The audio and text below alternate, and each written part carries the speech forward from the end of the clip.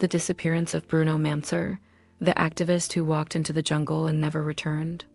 In the late 1980s, a quiet Swiss man named Bruno Manser traveled to Borneo and disappeared into one of the most remote rainforest regions on Earth. He went there to live among the Penan, one of the last nomadic hunter-gatherer tribes in Southeast Asia. For 6 years, Manser lived in the rainforest exactly as the Penan did, eating sago and wild fruits, tracking animals through dense jungle, sleeping under leaf shelters, learning the tribe's language and customs. He became a fierce defender of their way of life.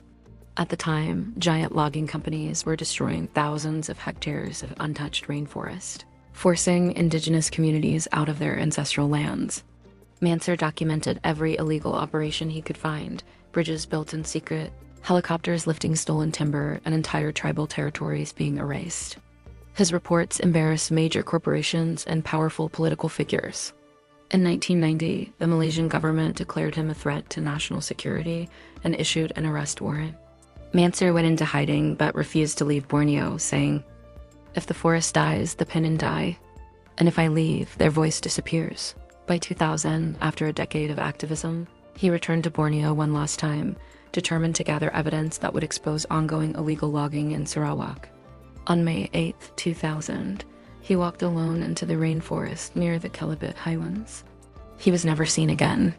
Search teams found no footprints, no campsites, no clothing or equipment, no remains. His disappearance was absolute. Two main theories have shaped the investigation. He died naturally in the rainforest. The jungle is unforgiving: deep ravines, dangerous animals, and sudden storms. Some believe he simply got lost and succumbed to the wilderness. He was silenced. Manser had exposed millions of dollars in illegal logging profits. Activists and journalists working in the region have frequently been threatened.